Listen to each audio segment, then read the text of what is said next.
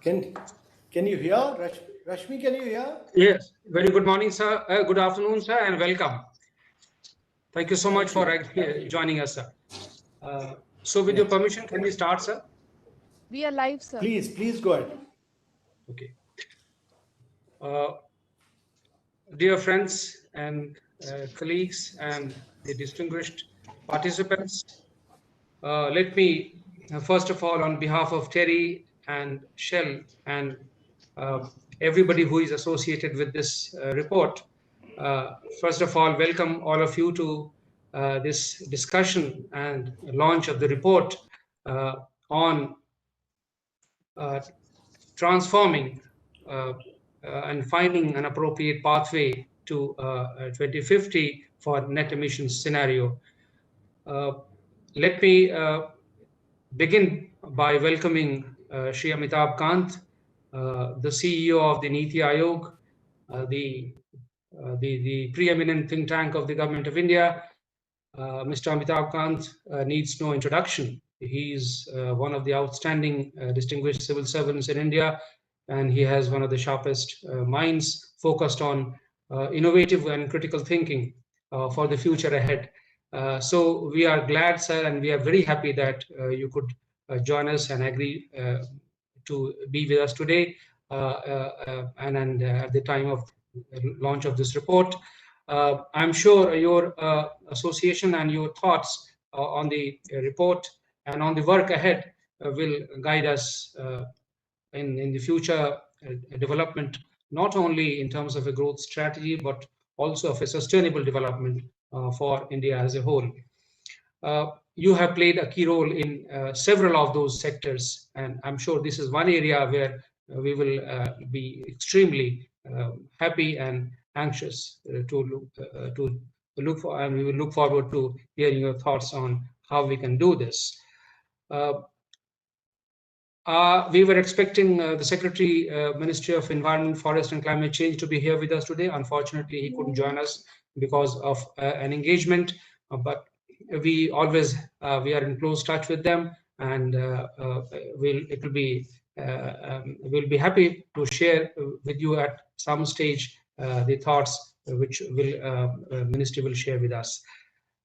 I thank deeply the Shell for having supported the conducting this academic exercise for this study. They have been a consistent and a great partner of TERI in conducting other academic studies as well. And this particular study is a result of their insistent the involvement and contribution in terms of inputs and sectoral inputs and other thoughts. And I'm sure this report will do justice to the contribution that they have made, and this will be presented by the presenters when they come, when they share the conclusions of the report with you. Why this report at this stage? Let me just share some thoughts with you. This net zero emissions scenario which we are talking about can have several dimensions. It can have political dimension, it can have economic, it can have academic, and environmental dimension. We in this study will focus only in the environmental and the academic part. As we know, net zero emissions are talked about in various ways. Some people call it net zero emissions, some people call it carbon neutrality, some of them call it by decarbonization. So there are various ways in which we understand this issue. One of the possible ways in which this is being presented here in this report is a net zero emissions scenario, but it is it could also be a part of a long-term growth scenario. And then we'll be happy to hear Mr. Kant's view on this. So what we are going to do today is this study will present to you the results of the long-term pathways in terms of economic emission scenarios. Our NDCs presently are presented in a particular time frame. This report gives you a longer time frame for that kind of work. And India has done extremely laudable work in this field in the past, and hopefully we will be able to learn some lessons and replicate these successes in the field of energy, which this study focuses on. So last 3 points which I'll make is that the key conclusions, I don't want to preempt this, the presentation of the report, but the 3 key points which I would like to share before I request our honorable guest to share his thoughts with us is that one of the key conclusions of this report is that technologically we can achieve a net emissions scenario in the long term, and India's successes in the past give us some confidence that we can do this, provided we make certain assumptions and we are able to fulfill and meet those assumptions. Second is that this task is certainly possible, but it's economically challenging in the present scenario, and we will need not only business plans from the corporate sectors, but also some kind of a regulatory framework and also investment plans. And for that, we need not just a domestic framework, but also a global cooperation framework in which financing and the burden sharing by all countries and a global framework for measurement of progress. We are making extremely good progress on several fronts, and this is one area where there are a number of challenges. So we will need a globally efficient and effective framework for achieving this. So I'll stop here and thank you very much once again for being with us on the occasion of the launch of the report. And I'll now request Shri Amitabh Kant ji for his thoughts and addressing us on this report. Over to you, sir. Thank you, Mr. Rashmi. I'm really pleased to participate in this launch of a very important study report on transforming India to a net zero emissions energy system, which I believe is a step towards pursuing goal of achieving cleaner energy transition and spurring discussions amongst the policy makers, knowledge partners, think tanks to explore various alternative scenarios of energy options for realizing net zero emission for the country. Globally, many countries have announced their goal of becoming a net zero emission country 2050 to 2060. I think this joint study by TERI and Shell would help India devising strategies for becoming a net zero emission country in the future. Although a net zero energy emissions target seems highly ambitious, but sheer ambition of such target should not become a reason for India to be unduly alarmed or become pessimistic about it. We have fixed, this government has fixed very ambitious targets of 175 gigawatt for renewable energy and now taken it up to 450 gigawatt by 2030. With the geographic advantage and availability of vast potential of renewable energy, India can definitely aspire to become a net zero emission country, and the higher the ambition, we will drive all administrative actions as well as investments towards that target. As far as renewable potential of India is concerned, India possesses 750 gigawatt of solar and about 300 gigawatt of wind. These are basic level of estimates. When we increase the hub heights of wind mass to 120 meters, the wind potential goes up to 695 gigawatt. With the different disruptive technologies, these potential will further increase. If these renewable potentials are materialized, I'm sure India can even become a global leader to showcase India's green energy pathways.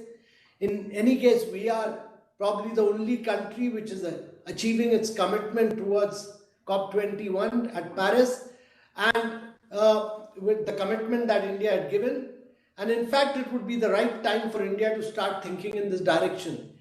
It must avoid the rigid technological lock-ins and steer towards developing a very effective long-term energy transition strategy with the state-of-the-art technologies and cleaner energy solutions.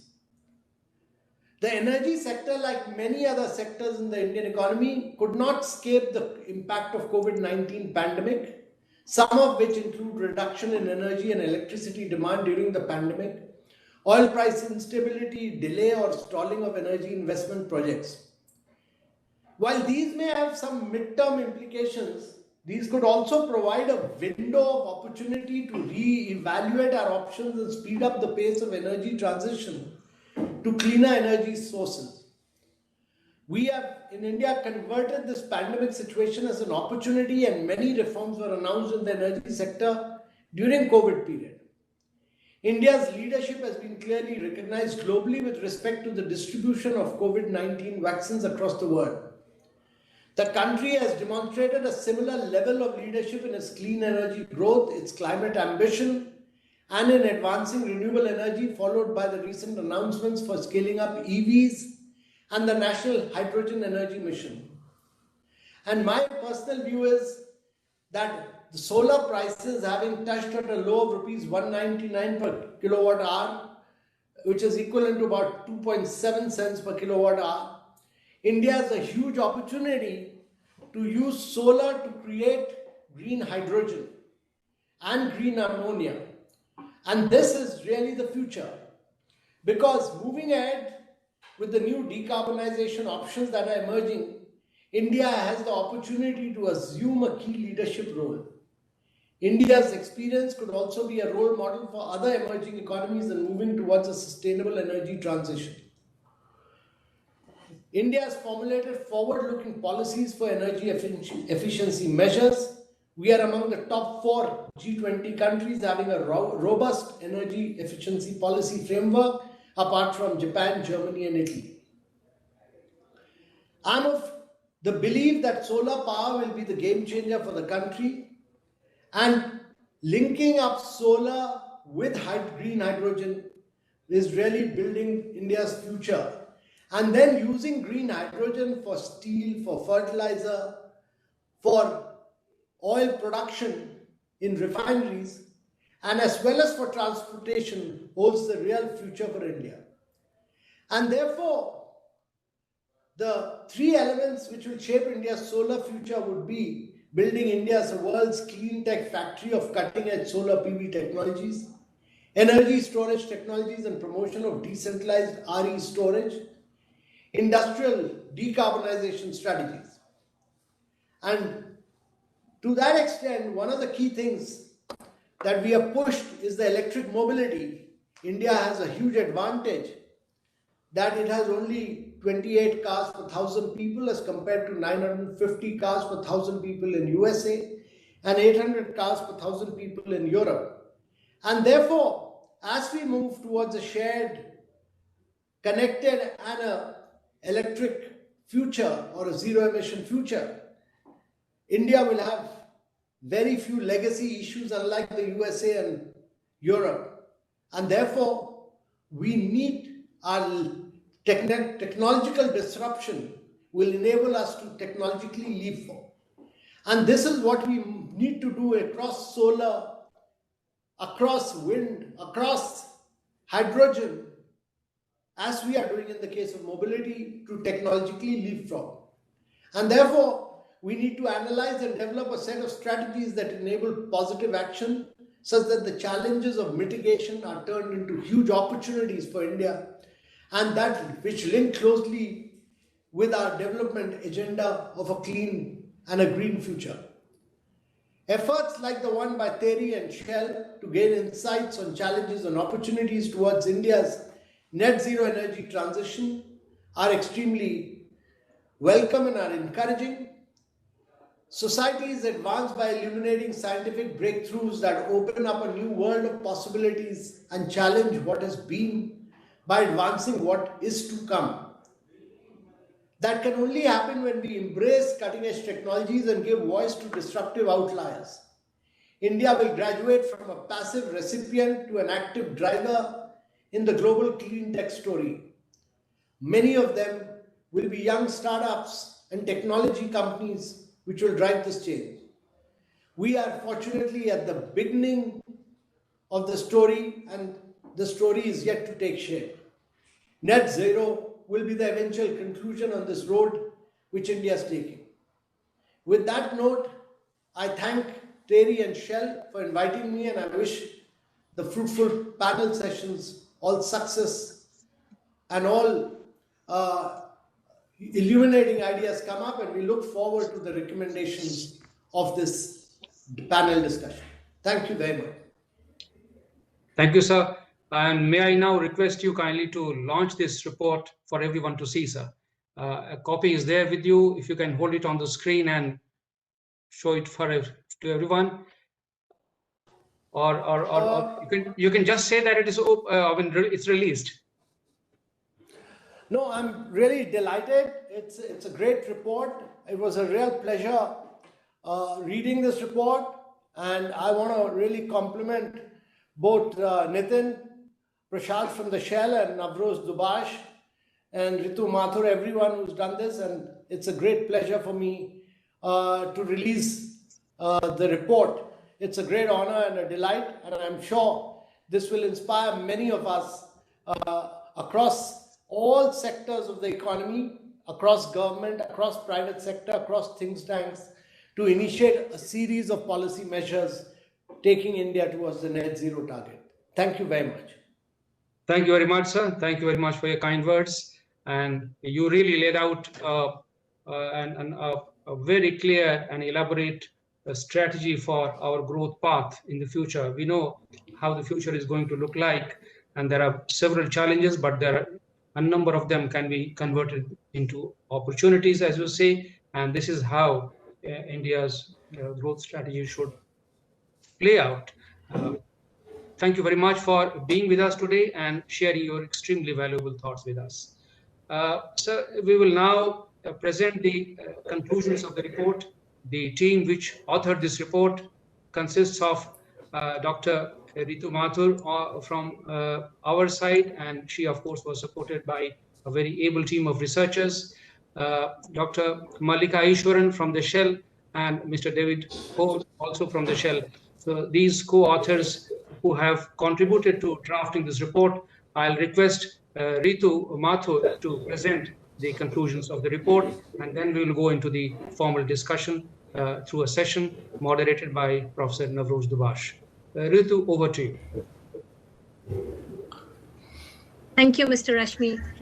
So I will start the presentation, which will be continued with David and Mallika speaking as part of the presentation itself. But to begin with the first few slides and laying out what we did as part of this study, I would just paint a very brief outline and scenario of what this net zero emission scenario is all about. So next slide, please.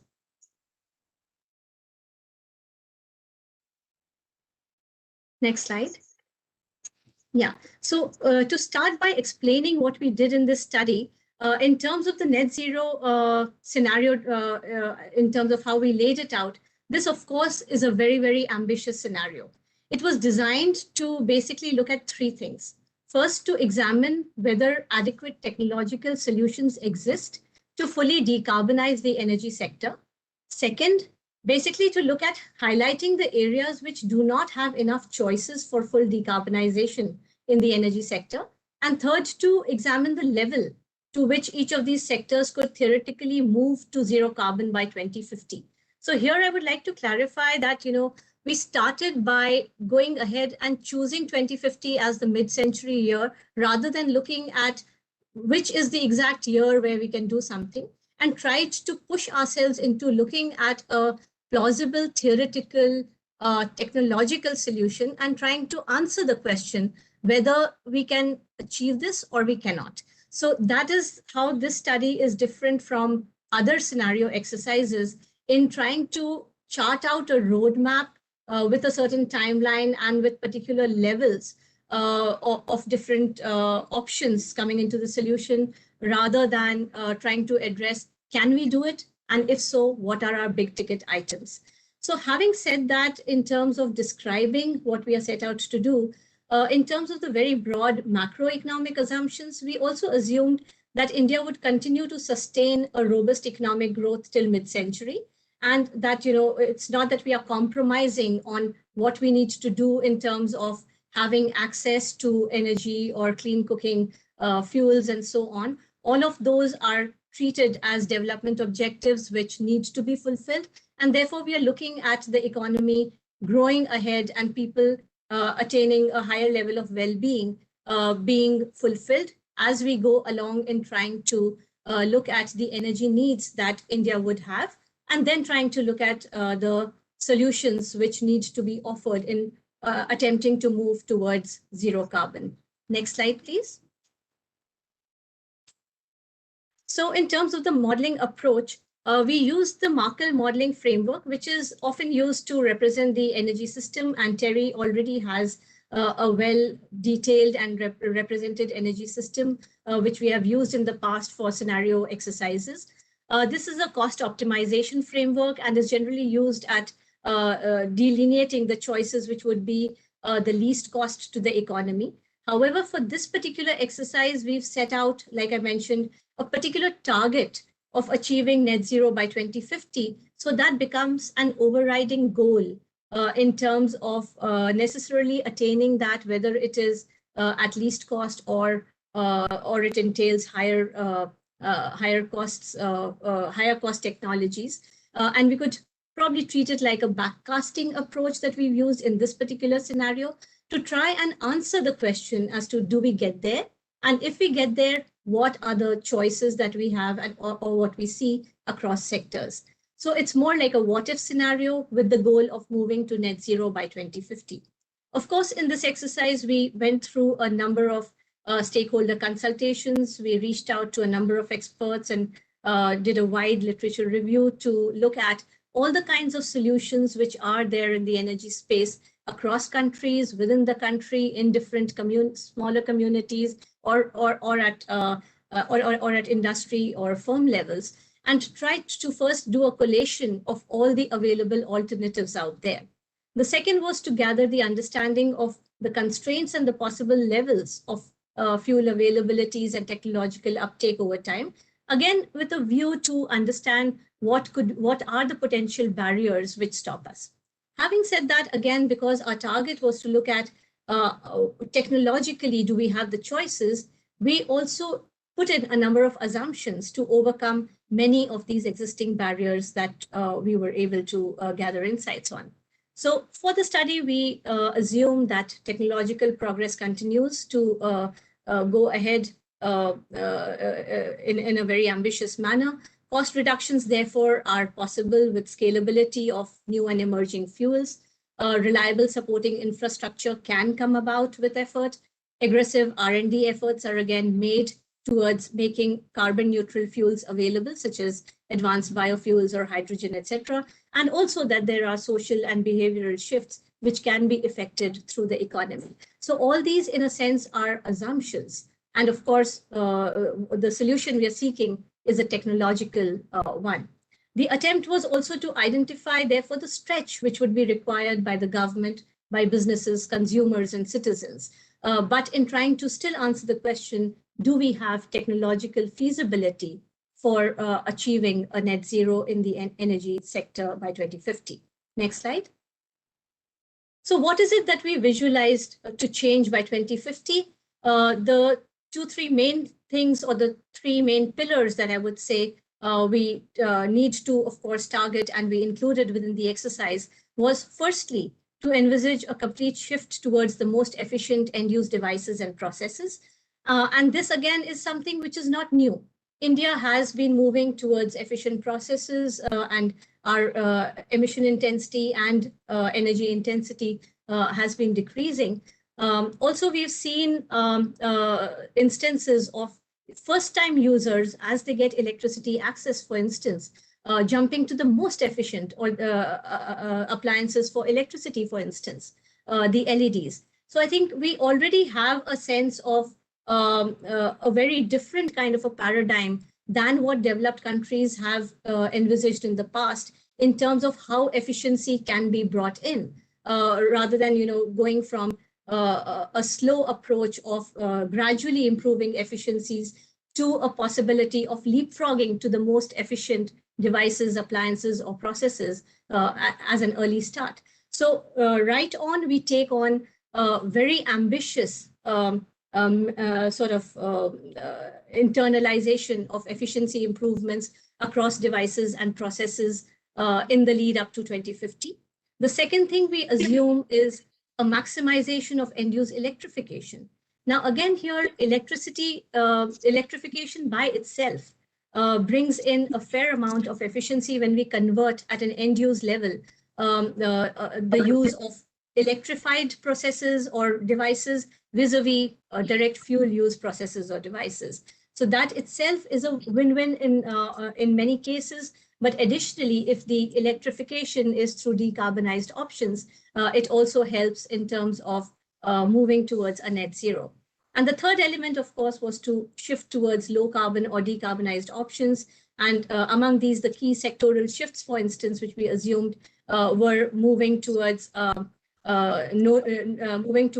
scenario where there was no new investment in coal-based power plants after 2030, looking at no new IC engines in the transport sectors beyond 2030, and again, in industry, in sectors like the steel sector, moving to decarbonized and electrified processes, such as the DRI process, or moving entirely on hydrogen towards 2050 and so on. So these were the kind of transformations. And of course, there are a number of assumptions that went into the exercise based on stakeholder consultations and so on. But looking at all these three elements as the key pillars against which we visualize the changes by 2050, we could come up with some broad results, which in the next slide we can see. Next slide, please. So basically what we tried to look at in terms of the results was whether the energy sector has enough choices technologically or not once we put these three pillars into practice. And what we notice is that despite pushing the limits of trying to move every end use to the maximum that it could do in terms of moving to the efficiency limits, in terms of moving towards electrification, and in terms of decarbonized options, some residual emissions still remained in the energy sector by 2050. And this was to the tune of about 1.3 billion tons of CO2. For this, therefore, we also came up with the understanding that you needed to have additional carbon sequestration. And India could therefore have choices like either going towards a CCS or a CCUS route, or bringing in additional sequestration through natural sinks. But again, here, given that technologically we see that this is still plausible, the big finding which the study does sort of put forward is that technologically and theoretically, we still have that window of opportunity open. What does this mean for things at a sectoral level? And how do we sort of look at these sectors playing out in terms of how they lend themselves to decarbonization is again something we will see ahead in the presentation in detail. But very briefly, again, the agriculture, commercial, and residential sectors were sectors which could lend themselves to a lot of electrification and complete decarbonization with not so many challenges. It was industry and transport, which were really the harder to abate sectors, which lack choices as of now and probably have a lot of difficulty in trying to get there if we consider the year 2050 as something which, as a year which needs to achieve zero carbon. So in terms of adequacy of technological solutions, the industry sector, especially in terms of the steel industry and in terms of bricks and some other sectors, lacked choices at the moment, which again, we will look at detail in the coming slides. Next slide, please. So overall, the study basically tries to turn the focus towards three elements, which are needed to move towards net zero. That's energy efficiency, electrification, and switch towards decarbonized fuels. But in terms of the big ticket items of what are the new emerging choices in looking at a move to net zero, it's decarbonized electrification, hydrogen, and bioenergy, which come out to be the key fuels that would necessarily need to contribute to India's energy sector decarbonization.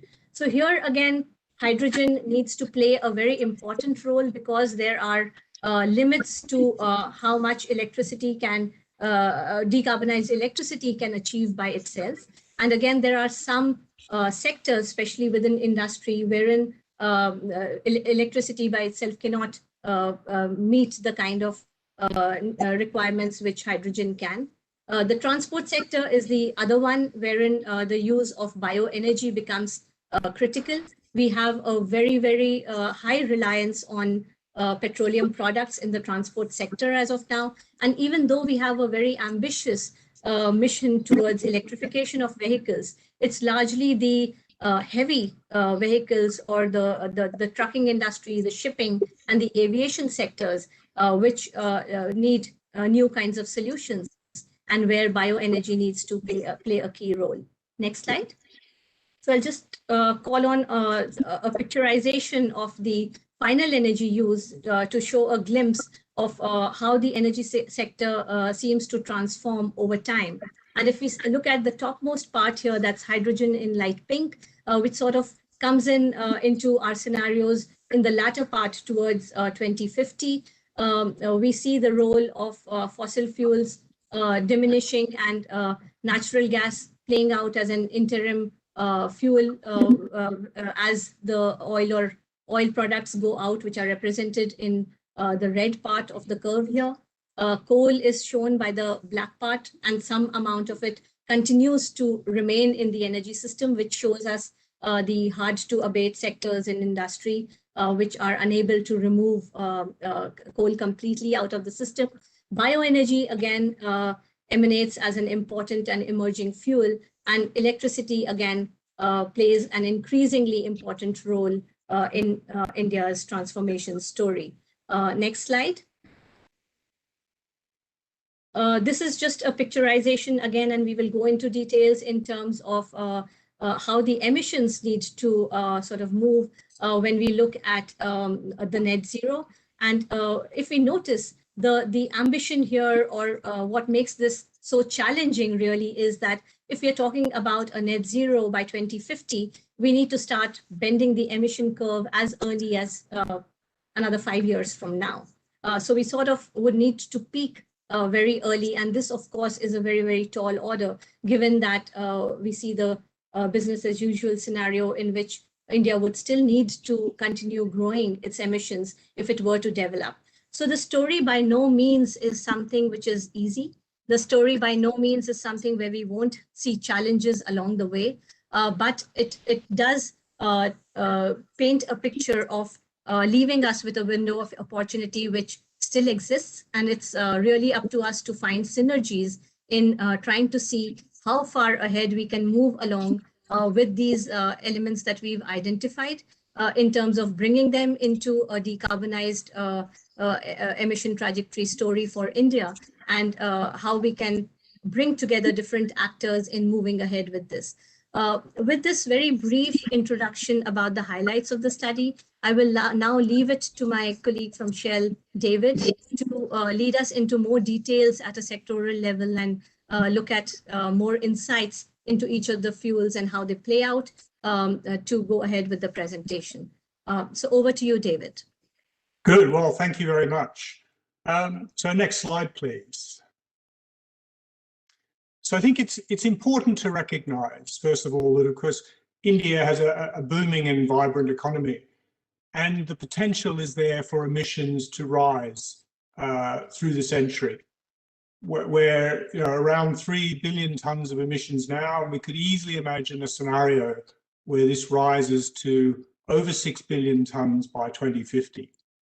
Now, that still sees a fall in the emissions intensity of the economy, but certainly not at a rate that matches the growth. So overall, emissions have the potential to rise. So it's important that the economy begins to address this issue very promptly. Next slide, please.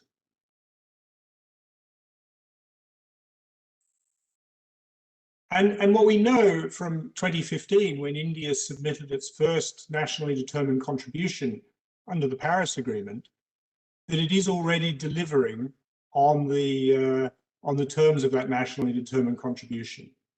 The carbon dioxide emissions per GDP from the energy system are falling, well in line with the trajectory.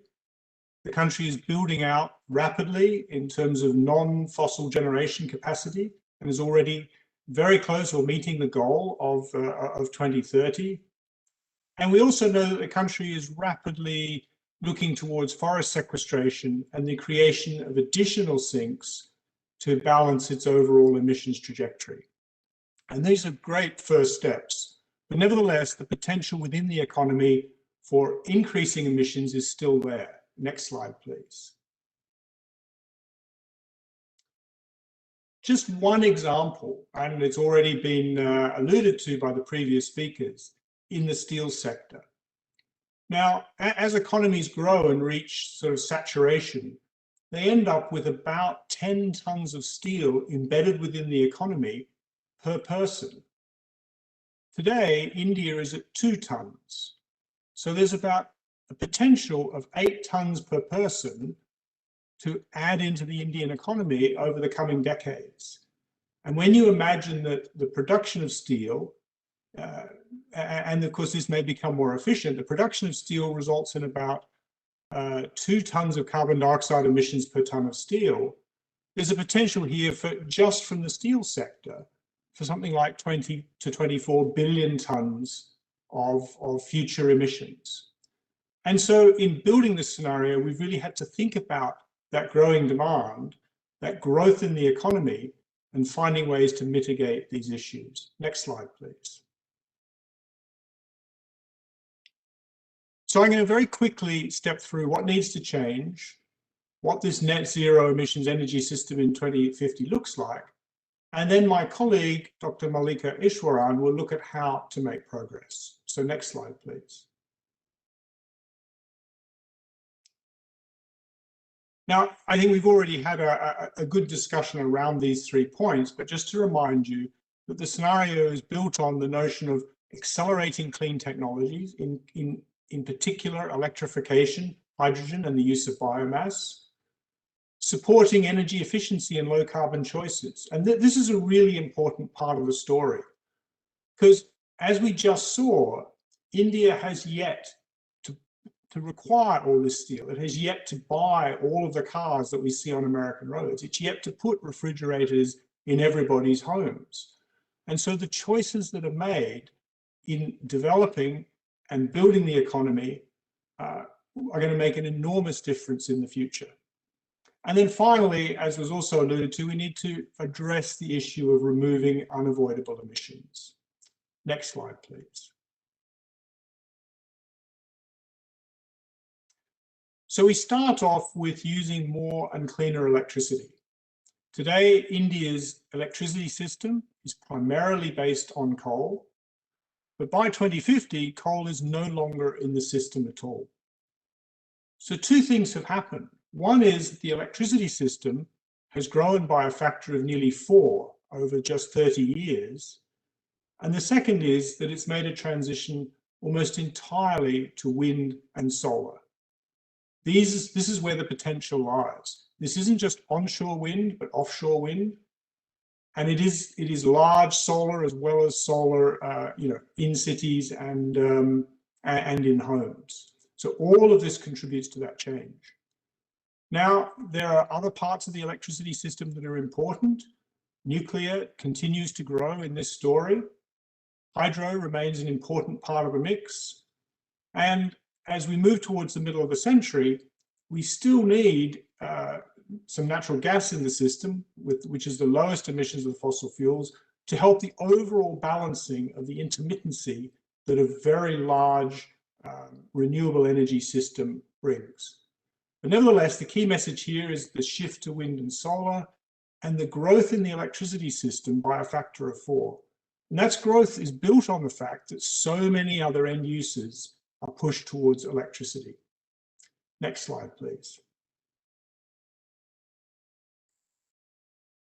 Now, it's clear that electricity, whilst a very important energy carrier, isn't able to do all of the jobs that are necessary throughout the economy in delivering energy services.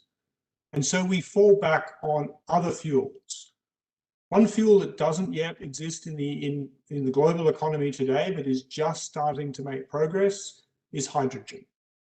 And hydrogen can be used in a fuel cell for driving vehicles, but it can also be used in industrial applications to provide very high thermal loads, very high heat requirements that industrial processes need, but also, for instance, in the iron ore smelting sector, you can use hydrogen for direct reduction instead of coal, and therefore build a very different sector, for a very different metallurgical sector. Now, of course, hydrogen is nascent today, and it's going to take some time to get going. So we don't see hydrogen starting to appear in this scenario until the 2030s. And then it's really not till the 2040s that it takes off very rapidly. In fact, it takes off so quickly that during the 2040s, it supplants what was otherwise a growing natural gas industry in India. And so natural gas use starts to fall in final energy in place of hydrogen. And it's hydrogen that makes the difference for the industrial sector, but it also starts to move into the transport sector, particularly for the heavy transport applications where electricity may not be the best solution. So we know that electricity works well for small vehicles, for passenger vehicles, but we're not sure about where it fits for the very large trucks that move across India. I think hydrogen offers the opportunity here. Next slide, please. Now, biomass has always been important in the Indian economy, but this scenario sees a transformation and a redefinition of the use of biomass, away from residential use, away from small commercial enterprises using biomass, into a much more industrial and fuels scenario. Big industry starts making use of biomass in furnaces to deliver high thermal heat loads. And we start using biomass again for producing liquid fuels, particularly for sectors like aviation, where there's no clear decarbonisation pathway using alternate fuels. By about 2040, the biofuel industry has grown quite large. But what we see in the 2050s is a transition taking place. As electricity and hydrogen make their way into the transport sectors in a very big way, the demand for biofuels actually starts to taper and then fall a bit. And I think this may be concerning for some, but we should see this as an opportunity, because there'll be other parts of the region that India trades in that need liquid fuels, just as India continues to need liquid fuels, for instance, in its aviation sector. And so we could imagine an export capability building up as the century progresses and as India's demand for liquid fuels continues to decline. The big challenge here, of course, is moving from small local use of biomass to large industrial use of biomass. And so rearranging the biomass supply chains becomes very important. Next slide, please. So we're left with an economy towards the middle of the century that is largely decarbonised in all of the sectors apart from industry. Industry continues to require coal right through this scenario and into the second half of the century. And this is despite the growth in hydrogen. And so we need to focus on the use of sinks, both industrial sinks such as carbon capture and storage, but also making use of the land through nature-based solutions to take up carbon dioxide. And the split between these is approximately 0.9 gigatons of additional sink capacity per year from the natural systems and about 400 million tons of CO2 sequestered using carbon capture and storage. That means that alongside the aggressive efforts that are underway in India to reforest, the country also needs to start building a carbon capture and storage industry. And during the 2020s, we need to start to see the first projects emerge. Next slide, please.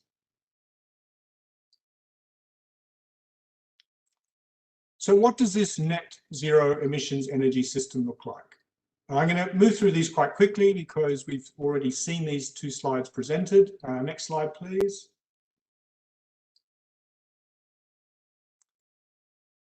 So first of all, it's a focus on, this is the primary energy, the energy that's brought into, the energy that India uses to provide energy services. And what we see is a shift, obviously, away from fossil fuels, away from oil, away from gas eventually, and away from coal. And solar becomes the largest energy source within the economy. This is solar producing electricity for end-use electrification, but also solar being used to produce green hydrogen. And as we saw, hydrogen becomes an important part of this overall story. You see that right through the outlook, coal continues, and this is coal in industry being used for that rapidly expanding sector. Next slide, please. Finally, just looking overall, electrification becomes very important. And India moves rapidly from electricity making up about 20% of the final energy use, and that's around about the same as the global average, to India moving towards 50% electrification. So 50% of the fuels that people use are effectively electricity. So that's a very rapid step change from where we are today. Next slide, please. So before I hand over to my colleague, I just wanted to introduce this chart that we've put together. This is an overall story of the scenario. It sets out the changes in final energy, and it allows you to look at a number of the points along the way that are important when things start to happen and when things start to change. So I won't go through that now because I know we're excited to move on to the panel. So I'll hand over to Dr. Ishwaran to look at the policy side of this. Thank you. Thank you very much, David. And so if we can move to the next slide, please.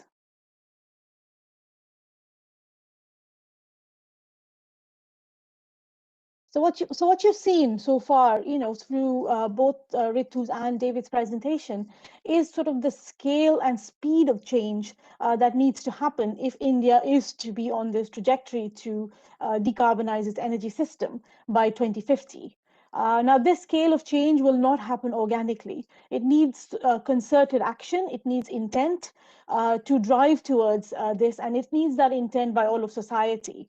So you need governments setting the enabling policy frameworks. You need businesses making the investments in new technologies and fuels. And you need consumers creating the demand and driving for these low carbon choices. So it's really a full societal effort to make this transition at the scale and speed that's set out in this scenario.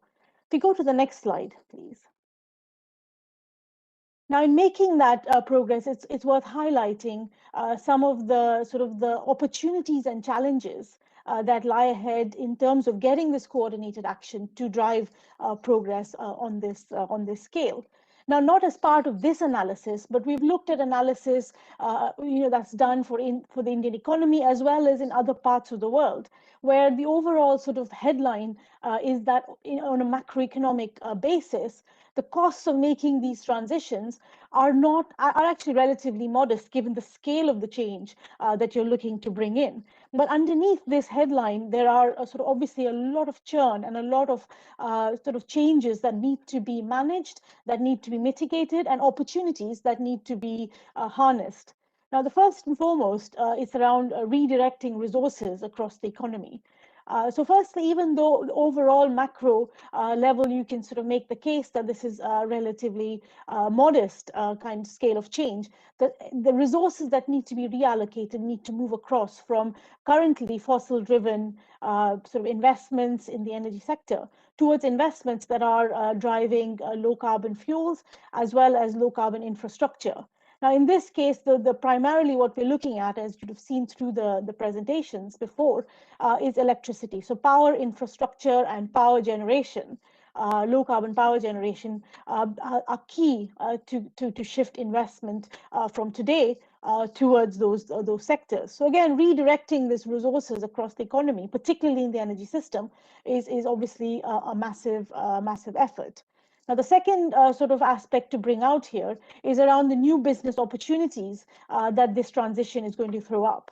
Now, making this transition will require new fuels and technologies like hydrogen, biofuels, renewables, but it also will require changes to how energy is consumed. So it'll require new technologies on the end use side, whether that's low carbon industrial processes, whether it's mobility solutions. So again, there's a whole sort of slew of technologies that are needed across the supply and demand side that will need to be invested in to drive this change. Now, that's a huge potential in terms of new growth industries for India to become to commercialize and deploy these technologies, not just domestically, but also set the country up to be a global leader in the production and manufacture of things like storage solutions, renewables, whether it's wind turbines or solar panels, as well as mobility solutions and other low carbon solutions. Again, so this is a huge opportunity that's set up here in order to, and harnessing that opportunity again will ease up and make this transition more smooth and more economically viable.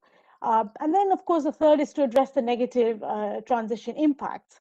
So despite, sort of the changes that are going to happen are going to create dislocations and frictions at the economy and societal levels, whether you're talking about shift in resources from regions that are currently fossil endowed to those that are renewables endowed, or whether you're talking about a shift within the industrial structure from those industries that are more traditional, I think of coal in this context, towards sort of low carbon and new industries of the future. Or are you talking about making sure that those, the most vulnerable and the poorest don't face the sharp edge of this energy transition through rising or volatile energy prices? So again, managing these societal impacts becomes very crucial, particularly to the pace of the transition, because if you don't have society's buy-in, the pace of the transition will not sort of happen in the next 30 years, as this scenario sets out. Now, that said, there is a clear role for policy frameworks to enable this action. And again, given the change is system-wide, what you're looking at is you need to have policies that affect the economy-wide, that look at all the changes that they need to be made on an economy-wide basis and are sort of set up to drive an orderly transition. You need to have policies that look at particular sectors, particularly the hard-to-abate sectors, and how do you drive progress in them in an accelerated time frame. And then thirdly, creating the societal support for action, again, as I mentioned, in order to deliver a transition that's not just fair, but also actually helps achieve some of the sustainable development goals that India has. If we move to the next slide, please. So I'm not going to go through this, but it sort of sets out the nature of the policy actions for a long-term, credible policy framework that drives this sort of system-wide change and sustains that action over the next 30 years of decarbonizing. So on the economy-wide level, you're looking at sort of setting sort of targets and trajectories for achieving those targets as a way of providing business certainty and driving investment and redirecting resources towards things that will support that transition. There's an importance on an economy-wide basis for economic mechanisms like carbon pricing to drive energy efficiency to start with, and then over time be the mechanism for driving low carbon choices by businesses and by consumers. And again, the third around this is you saw the sort of the electrification story. That's the backbone of this decarbonization trajectory. So again, investing in infrastructure as well as in low carbon generation to drive the decarbonization and more widespread use of electricity in end use. Now, the second aspect of this is around sectoral transitions. And here again, I'm talking about those sectors that are difficult to electrify. So here we're talking about some of the heavy industrial processes or sectors like aviation. Now here again, as we saw, some of the technology solution and fuel solutions are not obvious, and they're certainly not commercial for these sectors. So again, these sectors are starting a little bit behind, but they need to decarbonize over the same time frame as the rest of the economy. So concerted action on this to develop the new supplies, to create the markets for these to be taken up, and to put in place the infrastructure that allows that to be scaled up becomes quite crucial here. And finally, you have the societal support policies. And again, this is around making sure policies are clear and predictable so that you keep the costs of this change to a minimum. They're fair and equitable. And this is, again, so that you are able to get the buy-in of society to make progress at pace. And finally, that they're transparent and inclusive. And this is about looking beyond just managing the transition impacts, but looking to see whether this energy transitions provides an opportunity to deliver sort of environmental justice and equity more broadly beyond just managing the transition impacts. Now, if we go to the final slide. Thank you. That was the long-term policy framework, which really needs to be there and in place to sustain action. But then we thought, what does India need to do? What are the key 5 actions that India, from a policy perspective, needs to get in place to drive itself onto that trajectory? That's the goal. And again, these are sort of organized around economy-wide, sectoral, and social. And on the economy-wide basis, it's around, action 1 is around expanding and enhancing electricity transmission and distribution networks. So this is about building out the infrastructure to support a much larger electricity system. The second is around ramping up renewables investment. So again, the policy frameworks to support renewables and investment, not just in the wind and solar, but also in a system that is majority renewables, to incentivize investment in storage, in other forms of flexibility, I think becomes absolutely crucial in this decade. The 2 sectoral areas of action are around increasing hydrogen and bioenergy to decarbonize hard-to-abate sectors. So this is again about providing and getting these technologies to commerciality and driving their adoption for these hard-to-abate sectors. And also develop a vibrant low-carbon manufacturing industry. So harness the opportunity that the energy transition is providing in creating a future growth industry. And then finally, the social aspect, and this is something we've thought about, is that to harness the energy transition to drive wider sustainable development goals, not just manage the negative impacts of the transition, but to think bigger in terms of where are the synergies with sustainable development and the energy transition. So with that, I'm going to conclude my section and hand over, I think, to Professor Navroz Dubash to take us into the next section of this discussion. Thank you, Malika. Thanks to the entire team first, Ritu, David, and Malika for this excellent presentation, which gives a broad outline. And then all 3 of you have focused on 4 critical areas of the choices that we need to make in terms of electrification, hydrogen economy, the biofuels, and of course the carbon removals, which are the 4th pillar. And then lastly, you have also referred to the integration with the SDG issues and within a broad policy framework, which is clear, transparent, and equitable. So thank you very much for this extremely good presentation, which lays out the policy choices, the opportunities, and the challenges before us. And to discuss this entire presentation and the report in all its dimensions, we have a very distinguished panel, which is going to be moderated by Professor Navroz Dubash, who again needs no introduction.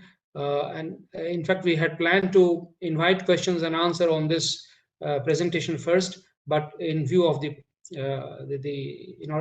to paucity of time and to economize or optimize on the time available, I'll request Professor Navroz Dubash to invite questions on the presentation, if there are any, during his session, and allow the presenters to respond to that. So over to you, Professor Navroz Dubash. Thank you very much, Mr. Rashmi, and thank you to the presenters from TERI and from Shell. This has been a fascinating discussion so far, starting with Mr. Amitabh Kant and now our colleagues from the technical side. Rich as it has been, we have a little bit of a challenge now because our time for discussion is a little constrained. So I'm going to ask the audience if they will bear with us, and we can just extend maybe by a few minutes to give the discussants adequate time. So maybe plan around that slightly delayed close of 10 minutes from after the scheduled time. I'm going to restrict my comments because I think that we should get to the discussion, but I will just make a very quick 2 or 3 observations. I think that this is a great study to lay out, I think, the technical basis, which is the foreground of the study. Of course, the final speaker did talk about the policy side as well, but the center of gravity is clearly on looking at technical options.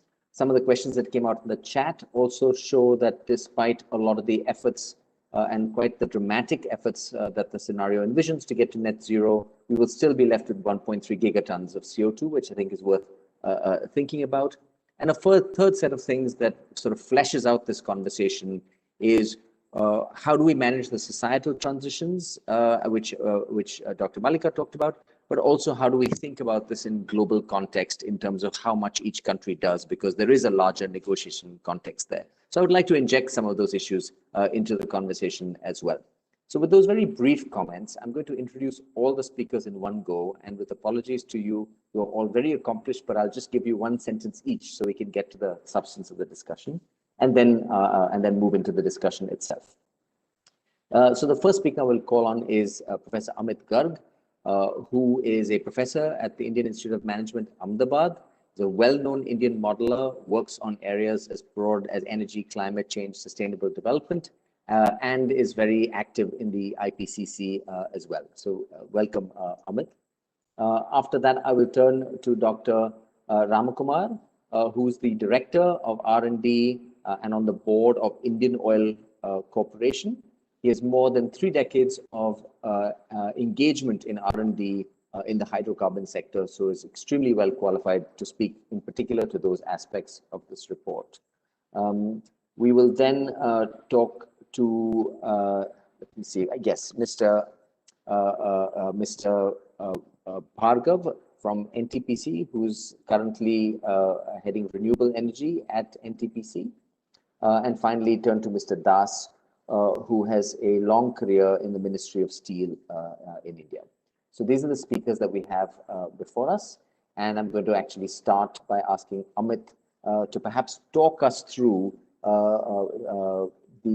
maybe locating this modeling exercise, which is among the first of its type, looking specifically at net zero, in the context of other low carbon modeling studies that you have been associated with or that you have reviewed academically, in terms of the sorts of choices and implications that it throws forward. Please set the stage for us, Dr. Garg.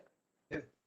Thank you, Subhash, and thanks to TERI and Shell team for a very interesting report and presentation. You have touched upon many aspects that are sort of tricky to implement, but also they have to be brought to the table. So just before entering into detail, I think I will just tell, for any modeling exercise of this type or any type, the first important thing is how do we create the storylines and narratives. So storylines and narratives mean that whether we are perceiving the future as others are perceiving, or we are perceiving it differently, or we are releasing constraint one by one. So storylines are very important, and narratives are extremely important for any global exercise. There could be 4 ways of doing it. First is what we call technological perspective, like a model at Markal, which TERI and this team, as Shell team, have used. So these are called bottom-up perspective. So technological. Second could be economic perspective, which is like looking as a bird would see from complete economy perspective, that how would Indian economy would look like, how various sectors would look like, how the growth will come, where growth will not come, regional growth, the disparities, all those things will be. The third is integrating impact assessment models, IAM. They are international models who take the whole thing in a global perspective and then take it forward. Of course, we may lose some regional and sub-regional details while we do this. The last type is having a people's perspective in this whole game. I think that is the most important. And they have also, the TERI team and Shell team have also looked at it when they talk about SDGs. So that is extremely, because people are at the core of everything in this game. So that is very important to bring them up. They have done this. I think in such exercise, two things are important: peaking, when greenhouse gas emissions would peak, and the carbon neutrality. That is the first thing which has been touched upon. The second important thing is not only CO2 emissions, but also non-CO2 emissions. There are seven gases that form the greenhouse gas basket. So whether we have touched upon each, because for a net zero, everything has to become net zero. We cannot say that CO2 only becomes net zero. So that's the second question. The third aspect is how different sectors would contribute, because power sector may be able to contribute to a certain level, how transport sector contributes, how residential sector contributes, how commercial, how difficult to abate sectors like steel and cement behave. So all these things is the next one. The next important issue is how are we mapping transitions in this whole exercise. Transitions are like decoupling of economy with energy, decoupling of energy with carbon emissions. How are we linking sustainable development goals? How energy, economy, and HDI are linked? Then what are the transition opportunity for high impacts, which could be dependent on the readiness of the technology, the contribution, greenhouse gas reduction contribution it may bring, and of course the money requirement. So investment is extremely important in this whole game. I think the sectors that are tough, maybe coal transition will be very tough. How do we do that? Whether we depend on storage, flow batteries, or any other type of batteries, and then RE comes to play a big role, or we depend on CO2 capture storage, or BECCS also. Oil and gas, whether we need electric vehicles to be brought in good way, very big way, how much bioenergy we want, biofuels we want. So all these things become very important. And how we design our materials and designs for reducing the use of steel and cement and all other materials, glass in our buildings and other things, and how next generation, maybe green hydrogen comes in. So all these things are very important. I think I must compliment the teams. They have captured many of these aspects very, very appreciably. But Subhash, with your permission, maybe we'll go further, Navroz, whenever in the next round. Thank you. Thank you so much, Professor Garg. I think it's very important to have this kind of landscape view and the four different approaches as well to modeling. I'm going to turn to Dr. Ramkumar in a second. I just want to make I forgot to make the announcement earlier that we really welcome the audience putting their questions in the Q&A box. And some of the participants, if you're short of time, please feel free to respond directly to the questions in the chat box. That will help us as well. So please feel free to put your questions in. So Dr. Ramkumar, maybe we can turn to you and start doing sort of more deep dives. In particular, would like you to comment on the steps that may be necessary to ensure preparedness and a smooth transition in the oil and gas industry. This report talks a lot about a shift to biofuels and hydrogen fuels and so on. So how would that shift occur? What needs to be done to prepare for that shift, and how feasible is it? Well, thank you, Professor Navroz. And I must thank TERI for having me on this very important panel and giving me the opportunity to listen to this very fantastic presentation on the document prepared by TERI and Shell. In fact, it acted as a sense of consolidation for me that at oil and gas sector we are well on course of whatever is presented in this presentation. So coming to oil and gas sector, towards net zero, in my perception and more or less in the perception of oil and gas sector, there are 8 imperatives for achieving net zero goals. And I have rated not in any particular order, but definitely the first imperative should be sustainable refineries, including biorefineries.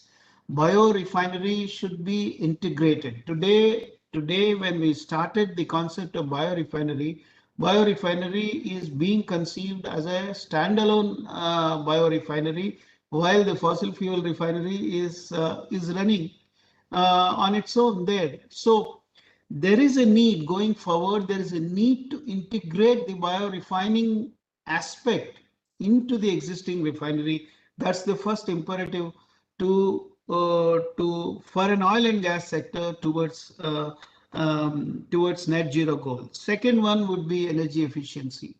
Energy efficiency not only in operations but also in the fossil fuel that we are producing. The end use of these fossil fuels should actually result in energy efficiency. I would be substantiating my statements of what Indian Oil is doing towards these imperatives. Third one would be renewable power, and all power generation required for oil and gas industry should be slowly shifted to renewable. Slowly, when I say it is a very loose term, but now it should gain some traction, and there should be some well targeted transition from conventional power to renewable power should be there.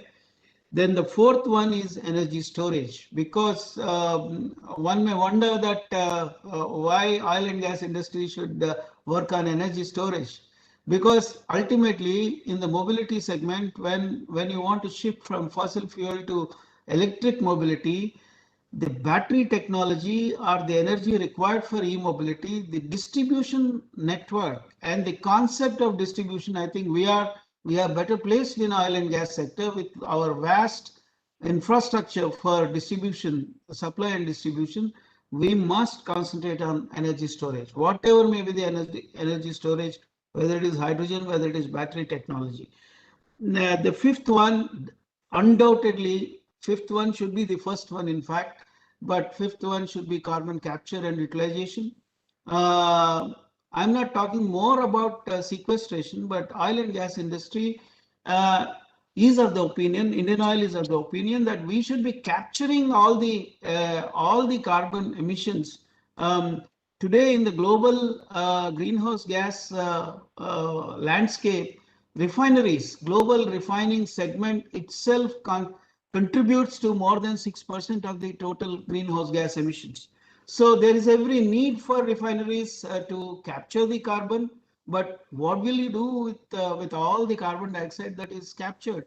So the most important thing is how are you going to valorize and improve your bottom lines? So carbon capture and utilization is the most important thing that oil and gas industry should look at it expressly.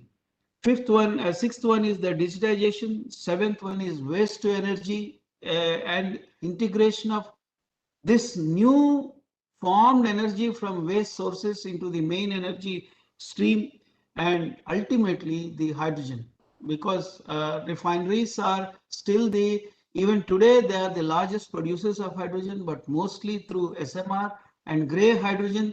So how quickly we can turn them into blue hydrogen and then to green, because hydrogen itself, whatever may be the color, hydrogen itself is a very efficient combustion means, and so we should not really graduate them or wait for green hydrogen. We should start with the grey hydrogen and hyphenate with CCUS technologies and quickly turn the color of the grey into blue hydrogen and then to green hydrogen.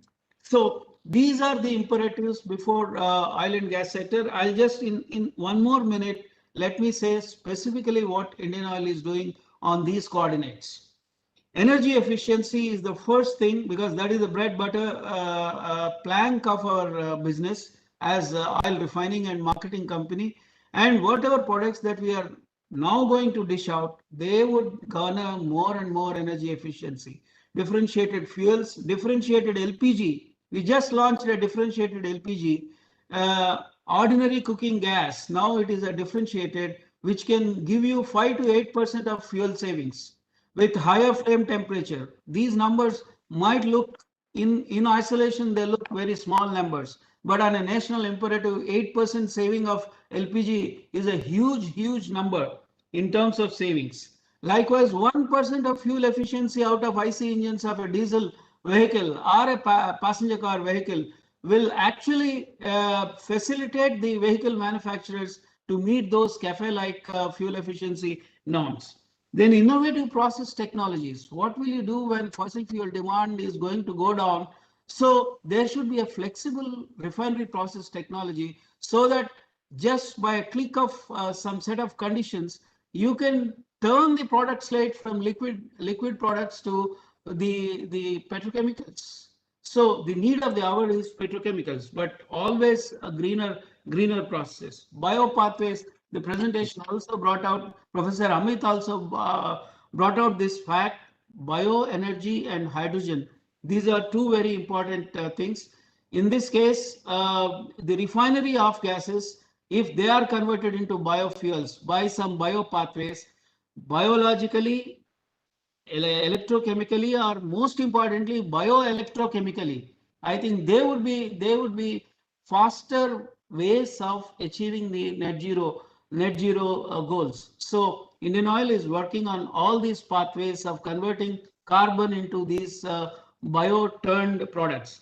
Then CO2 mitigation. Yeah, I'm just closing. You may need to wrap up, I'm afraid. Yeah, CO2 mitigation is also very important. And then battery technologies and hydrogen. In fact, Ministry of Petroleum and Natural Gas has tasked with all the state-owned oil companies to set up at least 5 green demo plants of green hydrogen. So we are setting up 3 demo units. We are going to run hydrogen fuel cell buses using green hydrogen. Our HCNG experiment in Delhi right now underway and yielding greater results. So these are all net zero, and it found resonance in the report that was just presented. So I'm extremely happy that we are on the right course. Thank you. Thank you very much, Mr. Ramkumar. Very interesting to hear these various experiments and the successes. Let me turn to our colleague, Mr. Mohit Bhargav from NTPC, who is the executive director of NTPC. And we are very keen to hear from you, sir, more, if you can, about the hydrogen economy that is being talked about as a promising alternative. I'm sorry that we are so short of time. It's a complex issue and you have a lot to contribute, but to the extent you can give us a brief summary in a few minutes. What are the key issues India might face? How feasible is it to ramp up a hydrogen economy? Please, Mr. Bhargav. Thanks a lot, Professor. I hope I'm audible. Yes, you are. Yeah, thanks a lot. So first and foremost, thanks to TERI for having me here. And I must compliment TERI and the Shell team for doing an excellent report. And they probably tick all the boxes. So compliments to Dr. Ritu Mathur, Dr. Malika, David, and of course, my friend Nitin and Mr. Rashmi. So if I may pick up one issue on which I'm not very comfortable and which Professor Ramkumar, Dr. Ramkumar also touched upon, that was carbon capture and sequestration. So that is something we feel is not making sense, particularly for India, and what to do with all the captured carbon dioxide. Which is where I like to start quickly. What we are doing with hydrogen. So in NTPC also, we are quite excited, and that's part of the initiative which we are running as the head of Renewable. We are also looking at green hydrogen. And I must say, when initially Mr. Amitabh Kant mentioned about decarbonization and hydrogen and green hydrogen, so that actually makes a lot of sense. And we are very gung-ho that green hydrogen is the way to go. And again, one place where probably I'll differ from Mr. Ramkumar is that we don't think we need to go through the intermediate steps of gray and blue and all that. Because today, renewable is cheap. And if we are able to actually crack the price barrier, it makes eminent sense. Renewables, we are at 199. In fact, we bid that rate in Gujarat, and we are quite sure even with the BCD will not be going too much higher in terms of the cost of renewable. So green hydrogen is the way to go. So what we are doing in NTPC, I'll just take a minute, Professor Navroz. We are actually running 3 pilots. One, of course, is similar to what IOCL is doing. We are going to run green hydrogen-based fuel cell buses, part of which will be done in Ladakh, because there's been a lot of discussion that we need to de-dieselize Ladakh. And so we are going to do that there. The other one is where capturing carbon dioxide and using it is making sense. We are running 2 green methanol pilots. We are going to start work on that soon. So we produce green hydrogen from the solar sources. We capture carbon dioxide from the flue of our power stations. We have, as you all know, a large fleet of coal-based stations. And putting them together, we can actually create green methanol, and which can easily be used as fuel under any circumstances. So these are the other 2. And in fact, as part of the green hydrogen initiative of the government of India, we've offered that we are willing to actually set up green ammonia pilots of say up to 20 tons per day kind of things, because we have identified large tracts of land where we can do that. So coming to the question you asked, I think the biggest issue with hydrogen, and I would specifically talk about green hydrogen, is the cost barrier, and which can be broken down into 2 or 3 parts. The cost today is high because the electrolyzer components, and all of that globally is in a very nascent stage. So if we are able to give a clear roadmap and clear visibility to manufacturers, we're quite hopeful that where the report says 2030 onwards, green hydrogen takes off, we are hopeful this can be actually pushed earlier, and we can start doing that in 2024, 2025, if we are able to get good visibility. And how to do that, among a lot of things which are being considered by the government, is either to set very clear green ammonia purchase obligations or green hydrogen purchase obligations. And this is similar to what happened in the renewable purchase obligations, which is how what we thought in 2010 was near impossible when solar was at close to almost 20 rupees. Today we are at 199. So one of the things which made it happen was the renewable purchase obligation. So we are quite sure that once we have the visibility and we have investment pitching in, whether it's people like PSUs like us or the private sectors across the world, this is going to actually help drive down the cost. The other is in terms of solutions. We also feel that probably in the initial years, government has already launched the PLI scheme, the production linked incentive scheme, which probably is needed even for hydrogen components like electrolyzer or the electrolyzer components, even for methanol making processes under the whether we do it under the through or we make ammonia, green ammonia. So if all these things can be provided support by the government through the PLI scheme and creation of a long-term trajectory in terms of offtake, we are quite hopeful that this will be broken. And this is where we feel that by the commitment of whether it's NTPC or Indian Oil, and even I'm quite sure now Shell and a lot of other companies are working on this. So this will make eminent sense. And we also feel that among the one slide I remember very clearly, that when we talk about renewables, the electrons and molecules actually have to start making sense together. And which is where I really compliment the team in their presentation. Because all the electrons we are going to produce as renewable power, and that transition is already happening, and which is why NTPC is also has clearly set for itself an energy transition pathway where we are moving very, very strongly from a totally coal-based portfolio to a very strong renewable-based portfolio, which I'm heading now.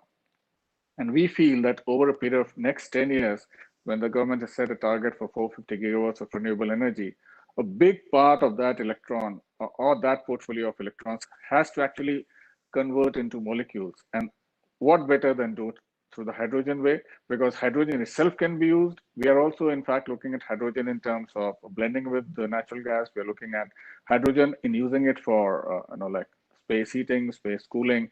So these are already things which people across the world are talking about. And we feel that India can not only be among the countries which are leading, it can actually be the leader in green hydrogen, because we have abundant targets of renewable, we have abundant potential for renewables, and we have actually been able to bring down the cost substantially on the renewable side. And we only need to move that envelope towards the hydrogen barrier and make it happen, so that we can make hydrogen and green hydrogen affordable for everyone. So I'll probably stop here, Navroz, and we'll take questions if it comes. Thank you. Thank you very much, Mr. Bhargav, for being very crisp and to the point, and very useful and illustrative as well with the examples that you gave. Really added to the conversation. Thank you. Let me turn to Mr. Das to please talk to us a little bit about the industry sector, which is commonly thought of as sort of a hard to abate sector, and the steel sector is a good example of that. So what would it take to move the steel sector to net zero emissions? So maybe just a few minutes, unfortunately, Mr. Das, over to you. Yeah, thank you so much. Let me first of all submit that I'm really honored that I am here in the Stop August gathering, and congratulate TERI and SEL for taking out such a useful report for the industry or for the economy as a whole. Now, I come from the steel sector. Obviously, I'll be really talking about very about the steel sector's perspective and the future roadmap as to what is to be done and whether it is feasible or not feasible. See, steel remains very important, and it is going to play its dominant role in our economic development. But the point is that it is a very difficult to decarbonize sector. This is my perception. And I think during the presentation, this has also been made or presented by the three speakers, that there are certain sectors which are difficult to decarbonize, and perhaps steel is one of them. Now, let me tell very briefly about a few things about the steel sector in India. See, we have a very complex structure, unlike other countries across the globe. Say, majority steel is produced from the conventional blast furnace route, but we have a route called coal-based DRI and induction furnace, which is one of the notorious route in terms of CO2. So, and the issue is why it is so, probably the gas-based DRI production has been limited because of non-availability of gas. Now, another point is that scrap utilization, which is so good to reduce the CO2 from the steel sector, there is very limited use or availability of scrap. And majority of the steel sector, particularly the MSME sector, they use only DRI, that too coal-based DRI. And what is very interesting to note that even today, and today's stage of development, after knowing all those things about the carbon neutrality, etc., the industry is talking about expansion, modernization, etc., based on the conventional routes. And there is not much, say, talk in the industry to go for innovative or destructive technologies. And so I personally feel that it is really unlikely that existing facilities will be, say, phased out in the near future, and we can go for, say, green technology by 2050 or so. Now, under that perspective, my prescriptions will be basically a few. Like, first is, of course, enhanced energy efficiency in the sector. This has got a lot of scope to reduce the energy consumption and the CO2 emission. Similarly, enhanced material efficiency and material circularity. This is also very important to reduce the overall demand of steel, and at the same time, you can increase the, say, efficiency of our resources. Third point, which is again, I am hoping against hope, the enhanced use of natural gas for iron making or steel making. Government is always talking about this, but unfortunately, actual availability on the ground on account of, and also the cost has been very limited. and the industry is unable to really switch over or think to switch over to the gas-based DRI or gas-based DRI economy. And the most important point, or I should say the suggestion should be use of the scrap. But do we have the scrap? Probably not. Can you import scrap? Probably not, because even globally, everybody is talking about green economy and everybody wants to go for scrap. And even if you import scrap, if it is available, the cost vis-a-vis, say, coal-based DRI is not really acceptable to the industry. Now, under that perspective, I think we are talking about hydrogen economy. And before that, I should talk about, in the steel sector, there has been a very good development on the high Sharna technology. But unfortunately, the technology has been developed, but actually its commercialization is lagging behind. If that is done, along with CCS or CCU, if it really comes up, the CO2 emission reduction can be as high as 80%. So that will be quite attractive proposition. But coming to now, hydrogen, I think hydrogen is the talk of the day so far as the economy is concerned, or in particular steel sector is concerned. And there is already a pilot plant being talked about, is coming up in Sweden, that is called hybrid. But I think it is too early that hydrogen technology can be available for millions and billions tons of steel even by 2050. And in the Indian context, as I told, we will not be in a position to phase out our existing technologies which are purely dependent on coal. If gas is available, we can go for that. But if hydrogen is available, we can really switch over from natural gas to hydrogen and produce in the existing gas-based plants hydrogen DRI and use it. So that is a very good and optimistic route or pathways to produce steel in future, followed by scrap and followed by hydrogen use, provided, of course, the very challenging issue is at what cost. We are talking about that hydrogen cost today is very high, but probably it will be reduced in the years to come. And I hope that will be competitive with the other fossil fuel. If that happens, yes, people will switch over to some extent on the hydrogen, then maybe if not 2050 by 2060. But I don't see a future where there will be no blast furnace and there will be no coal use in Indian steel sector, at least for next 30-40 years. Thank you, sir. Thank you very much, Mr. Das. It's good to have a sort of a very direct perspective from inside the industry, and I think you've sort of, in a sense, given us a little bit of put us on notice that this may not be all smooth sailing, and we must really be aware of the challenges going forward. We are running very late. We've used up the extra 10 minutes I asked of you. I'm just going to take 1 minute to make a couple of observations and then hand it over to Mr. Nitin Prasad from Shell to wrap up. What I would just like to take a minute to say is this, that what we've heard today, I think, is a very nicely laid out pathway for the technical features of a transition that we required to reach a net zero by 2050 target.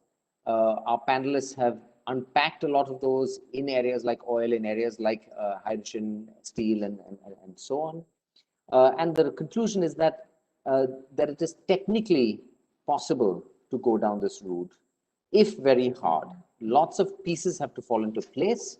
And even if all those pieces fall into place, there is still this 1.3 gigatons that we will have to deal with through CCS or sequestration and so on. So I think Mr. Amitabh Kant framed this as a challenge and a picture of opportunity, and clearly it is also opportunity, but I think Mr. Das in particular also flagged that there are several challenges and the transaction costs will be high. Dr. Ishwaran told us that the social costs may also be significant, and that will require explicitly something to deal with. Mr. Das signaled that the technical transaction costs may also be high. So something that we haven't talked about explicitly, but that is latent in the room, I think Mr. Rashmi alluded to it, is that the financial cost of making these transitions may also be substantial. And we have to think about, even though there may be a future, which is an opportunity-based future, there may be a financial cost in making those transitions, and we should not forget about that. Now, in the chat box, one of the participants has posed the question, is India in the process of announcing a net zero target? And in a sense, there's another question that this discussion does not leave fully asked or answered, which is that yes, we want to make these transitions. But what we've talked about really are sector-by-sector transitions. How much will these sector-by-sector transitions be facilitated or accelerated by wrapping them all up in a net zero target?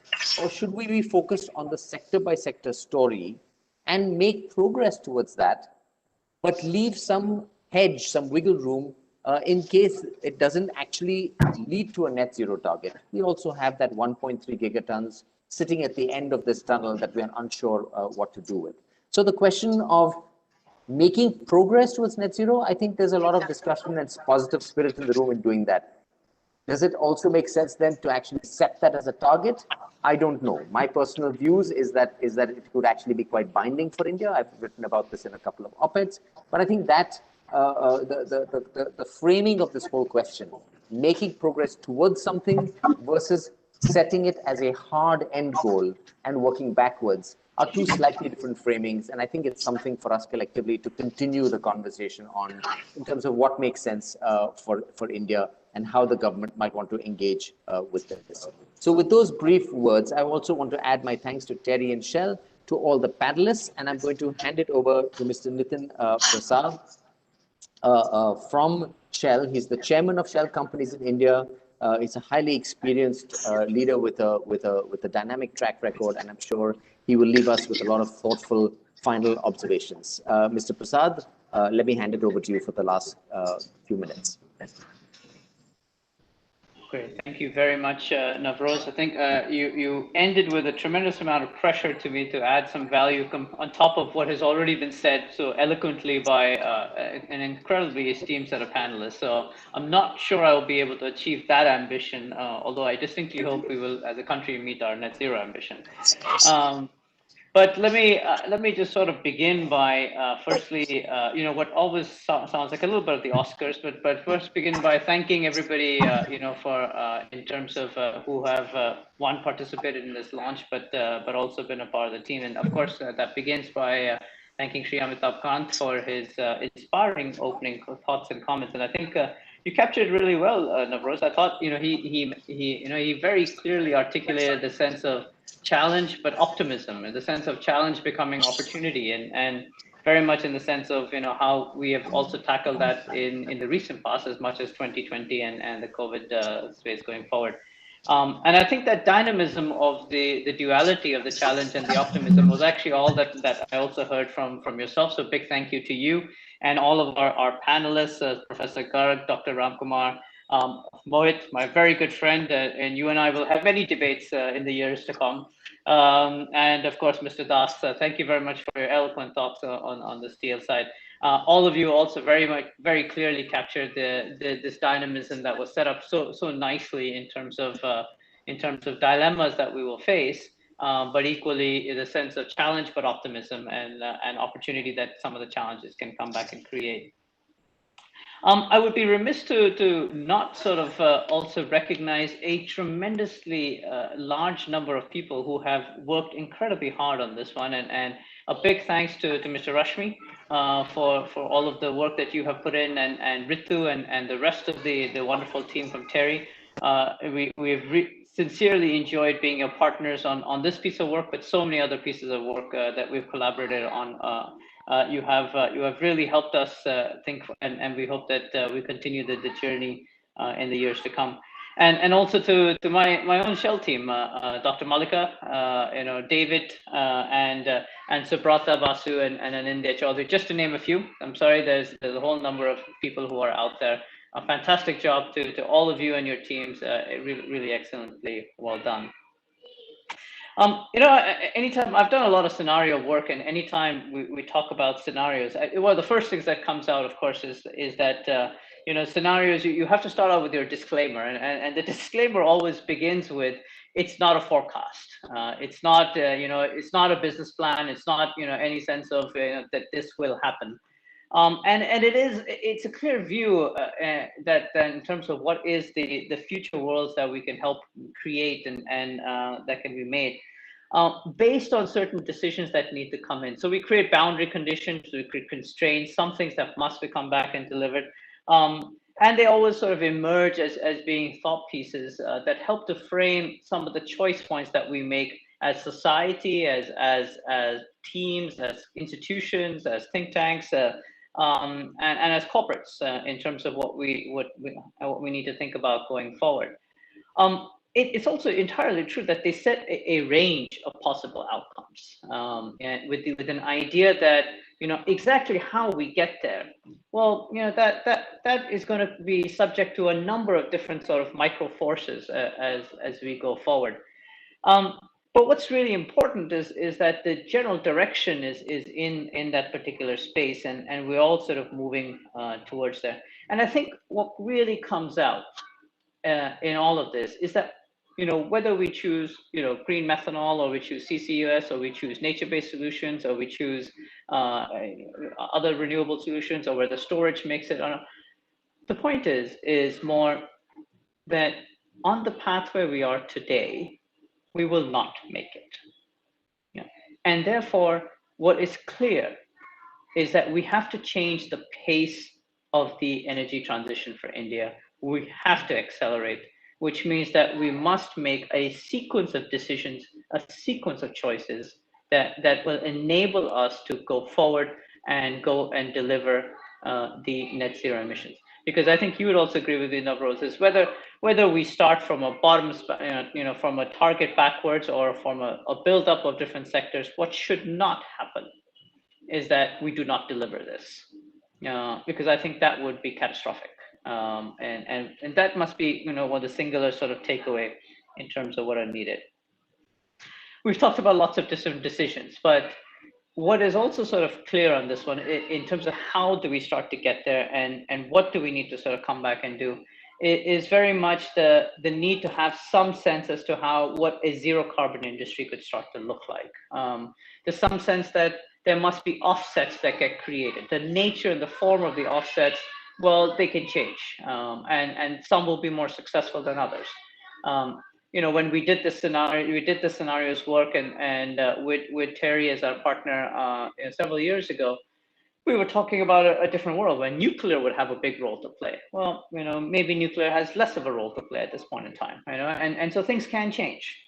But the fact that electricity has a major role to play, it did not change, right? And again, it goes to the same thing, that we need a comprehensive way of approaching this. We need to think about sinks, and we need policy mechanisms that come back and accelerate this. What do we need to come back and accelerate?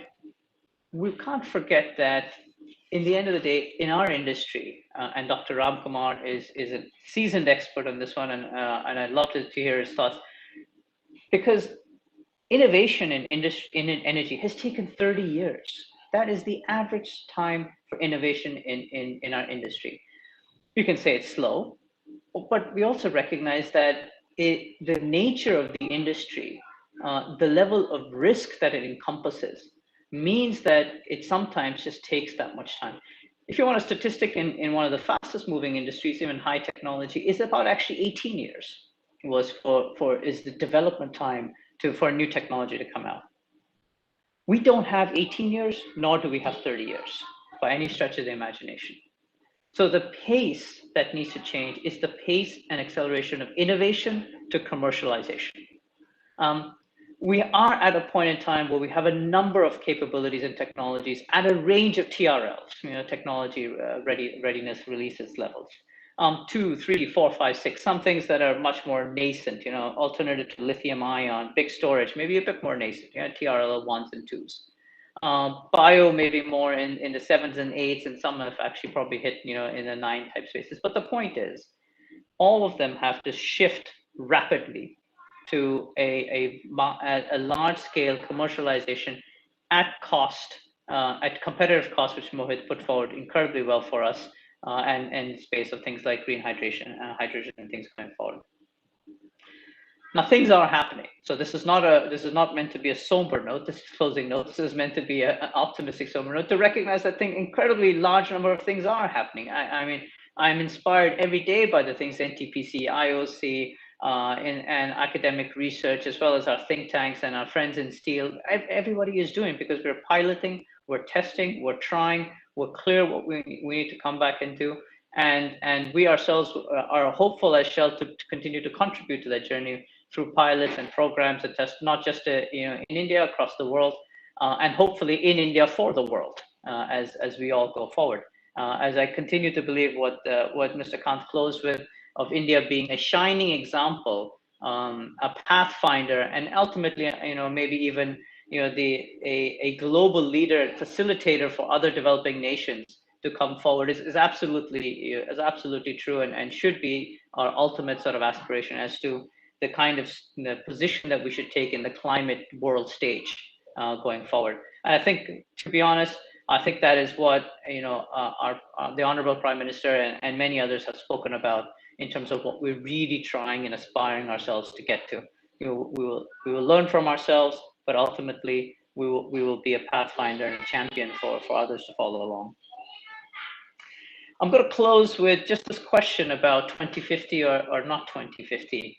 And perhaps it's a bit of an esoteric, question along the way, because we know that there's one date that comes just before it, and any proud Indian would remember that 2047 is a signature date for us, and for us to remember that we've achieved our 100 years of independence, and to not only achieve 100 years of independence, but in that 100 years to have gone from where we were to where we would aspire to be this leader in a climate position. I would sincerely hope that even if it's 3 years earlier or 3 years later, it doesn't really matter. But that by 2047, the few things that we can come back and absolutely celebrate is that we have clear line of sight to becoming net zero, that we have clear that we are a climate change leader, that we are setting the example, and that we have taken our rightful position in the climate world and geopolitics of all of this. I'm incredibly inspired by the sketch, by the thoughts, the ideas that were put forward in it.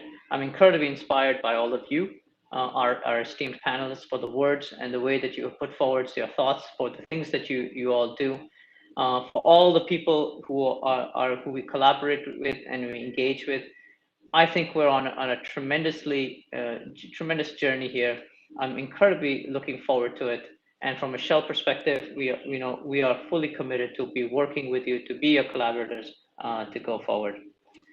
We are going to do this. We are going to be able to live this, and I think we're going to deliver this in a way that also ensures energy justice, social equality, and ultimately the economic growth of our country. So exciting times up ahead, and thank you all very much. I look forward to the next decades to come.